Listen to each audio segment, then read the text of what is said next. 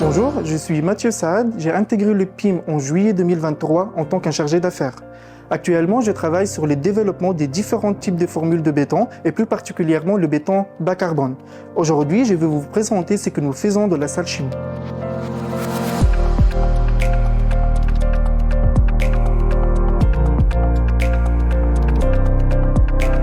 Tout au long de leur vie, les structures sont soumises à de nombreuses agressions extérieures telles que l'humidité ou agressions chimiques. Nous devons savoir dans un premier temps que signifie le mot durabilité. La durabilité caractérise la capacité d'un ouvrage de maintenir ses fonctions pour les conditions où il a été construit. Aujourd'hui, les matériaux de construction, comme le béton, jouent un rôle primordial et doivent répondre aux nombreux paramètres établis en fonction des contraintes environnementales et agressions potentielles qu'il pourra le subir pendant sa durée de service. Un autre paramètre important qu'on peut le citer aussi, c'est la porosité. C'est qu'il faut savoir que plus le béton est poreux, plus la pénétration des agressions chimiques dans le béton est importante. D'où l'importance ou bien la nécessité d'avoir un béton moins poreux pour avoir une durabilité plus longue.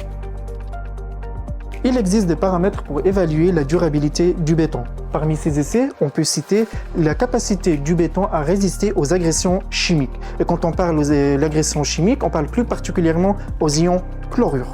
Par exemple, ici, on a un essai qui va nous permettre d'évaluer ce paramètre. Tout d'abord, la première étape, c'est de découper notre éprouvette cylindrique pour avoir un corps de preuve de ce format-là. La première étape, c'est de mettre un couche étanche pour éviter le contact avec l'extérieur. Ensuite, on va poser notre éprouvette entre deux compartiments différents. Une fois on a mis notre corps de preuve, on peut remplir le deux compartiments par deux solutions chimiques différentes qui va nous permettre de lancer notre essai. Après le remplissage des solutions, ce qu'on peut faire, on peut déclencher l'essai en imposant un champ électrique qui va permettre aux ions chlorure de passer par le corps de preuve. À la fin de cet essai, ce qu'on va faire, on va récupérer notre corps de preuve et on va le couper à deux. Une fois on l'a coupé à deux, on va commencer à mesurer le front de ions chlorure. Comme vous pouvez voir la zone qui est blanche, c'est cette zone où on évalue la profondeur des ions chlorure. Une fois on a défini ces ions, on peut calculer les coefficients ou bien la résistance de béton, la résistance face aux agressions chimiques, qui va nous permettre finalement de savoir si notre béton est apte à être utilisé dans l'environnement défini.